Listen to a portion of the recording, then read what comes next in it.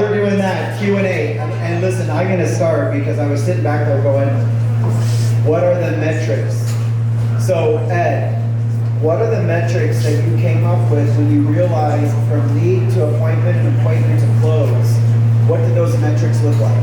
Well, specifically on the sales side, there's a lot of, obviously, on either side, there's a lot to consider here, but right off the top, we need to consider or not taken. I mean, even the very best follow-up, there's going to be not taken, there's going to be passes, and we're constantly working with our people on the agent side, on the inside sales side to limit that, but there are going to be passes.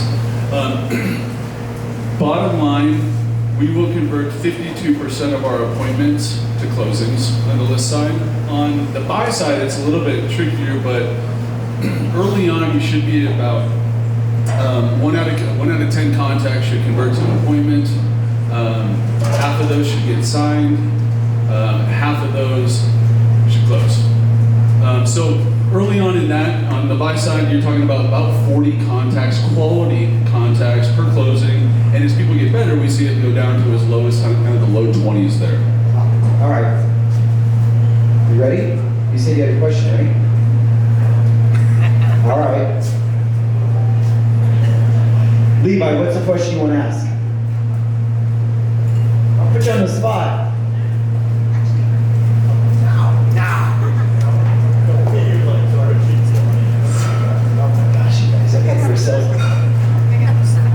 Hey, when did you realize you needed to automate everything?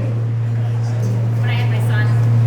Yeah, I mean, really, I was like, what the hell am I doing? Like, this is crazy.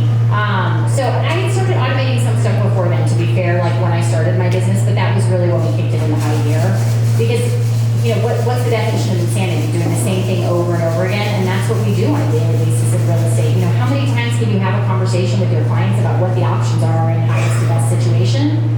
It's stupid for us to be having those same conversations. So, you know, really my metric now is if I go, I've already had this conversation with somebody once, then my next question is how do I automate this so I don't have to have that conversation again? Can I do that with my wife? No, you're not. Gavin, Chat GPT. As far as setting things up automatically and doing your processes, did you set all that up or did you hire someone to? So I set all that up. So it took us about 20 hours a week over the course of a year to set up. So I would sit with my assistant and we would map out every step of the transaction. So like our buyer under contract, I think that's 103 steps. And I think out of those, 96 or so are automated. You know, so when you really think and sit down about like ordering a home warranty, you know, like we have information that goes out to them the day before an appraisal happens that explains to them what an appraisal is, what happens if it comes in high, what happens if it comes in low. So we're always educating our clients each step of the way before the step happens proactively. So if you really sit down and map those out in a transaction, it's a lot of steps and there's a lot of stuff that has to get done. So we would map that out and then she would create the workflow and I would sit and write the content on the website. Man, with Chat GPT, that would go a lot faster now because I can just say to them, like, you know, can you explain to a buyer what an as-is offer is? And it'll spit out in 10 seconds a whole thing on it. You're gonna have to go through and make sure it's correct for your market. But that can be so much faster now to do that content piece with Chat GPT rather than having to write it yourself. Gavin said you have a coaching program. Can you tell us about that? Sure. Yeah.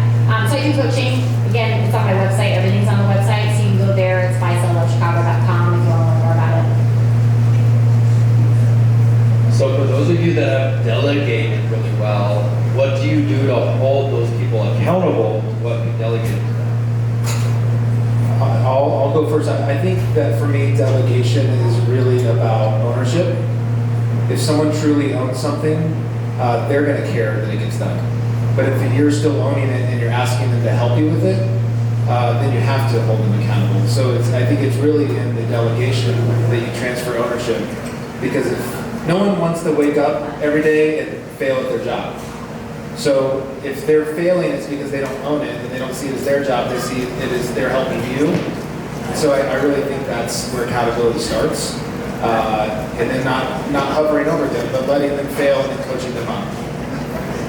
Yeah, I would agree with that. I think ownership is such a key word, and there's a difference between outlining responsibilities, but ownership to me means not only like taking it on, but owning it to the extent where you're pushing it and growing it and building it, with the people around you.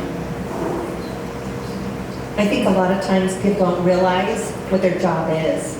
And sometimes you need to actually outline what their responsibilities are so that they can be accountable to it. It's shocking to me when I see something that needs to be done and they didn't even realize they needed to do it. All right. Okay, I do have a question for Shay. Here. All the way in the back. How do you spend your time most of the day since almost everything is delegated? I'm speaking as a mom. I have a 4-year-old and 16-year-old. Want to get my time back. Yeah, totally. So I only work from 8 till 3. During those, 7 hours, I work out 2 hours of that time. So I work for 4 hours or something like that. I'm spending my time mainly doing pricing analysis and comps for clients. That's what I spend most of my time on. Doing inspection negotiations. So like when I get home, I'll read through an inspection report and figure out what I think we should ask for, and I'll talk to the client about that. And then most of the rest of the time, I'm available for clients who have questions about things. So I'll be the one that can hop on the phone with them for 30 or 45 minutes and talk to them, through whatever questions they have. And then I do a lot of texting of my clients. So like typically I walk for an hour every day during that time period. And I text every current client and every client that just sold in the last month once a week. And so, or twice a week. I do that on Mondays and I do that on Fridays. And I text them on Mondays and I say like, happy Monday. I wanted to see, do you want to go see any properties this week? Do you have any questions for us, etc. So I'm very proactive in my communication with clients. So I probably spend an hour a day just texting clients to check in and see if they need things. But the rest of it, to me, it's really about what are the things that only you can do. And that to me is having high level conversations with clients. I like to do the pricing because I'm just kind of a control freak about pricing and negotiations. I didn't agree from Harvard in negotiations, so that's my jam. So that's what I want to do, right? Everything else I can pass out to somebody else, but those are the things I want to have control over. And so one more, that answered my second question, sorry. So by doing that, how do you have a deeper relationship with your clients? Just top one thing. Because my clients know I'm honest as hell, and so they trust me completely. Most of the time I'm telling them not to buy a property, because I'm like, this thing's a piece of crap, don't buy it. Like, my clients trust me, implicitly. They typically won't buy a property if I don't give them the stamp of approval on that property. So, I think it's just about being really honest with them and realizing that I'm not like other realtors. I'm not going to tell them every property is great. I'm going to run pricing and tell them this house is overpriced. And yes, maybe other people will be willing to pay that for it, but I think that's crazy and don't do it. Sometimes they don't listen to me, but I think people just really want somebody who's going to be honest with them, and my clients know that's what I bring to the table. And I'm really good at pricing and negotiations. That's what they come to me for. That's my specialty. One last question. But before we get to this last question, do the four of you have any questions for one another? Based on the presentations that you just heard. And there was a, how do you spend so much money comment, I heard that. And how do you spend so little? But do you guys, top performers, do you guys have questions of each other that you want to ask? I think that's part of the huge benefit here is being next to these amazing folks. And I just say I want those slide decks, you guys. But truly, we're here to learn, and I'm taking away a huge piece of this. And at this level, it gets really complex. Everybody in this room, it's really complex. You said, Shay, that you spend about a year with 20 hours a week, but it's dialed. It's not going to happen overnight, but if we have that trajectory in mind, we can do today what we know is going to help tomorrow. Speaking of slide decks, are you guys good for those that stuck around that we'll send it out to them? You guys good with that? All right. I would love to just say thank you guys for taking the time and sharing the knowledge that you have. You all kind of have stuff that you do the same, but also stuff that's different and unique for each one of you, and thank you for sharing that. A question that I have, I'm curious about, is this concierge person. that has to be a super busy person. And how do you manage the expectations of that? It's so funny, you would think, right? And people love it when I tell that to buyers and sellers, and it wins us a lot of business when we're competing against other agents, but hardly anybody takes advantage of it. They just don't, you know? So we offer it, and we tell them she is literally your assistant. She will do anything that's legal, you know, for you. You know, call her whenever you want. And maybe 2 or 3 times a year, we'll have somebody who wants her to oversee their move and their packing and things like that, but not very often. And she just sits there with a Wi-Fi hotspot and works, you know, and they pay for the full service movers and packers and stuff, so it's really not hard.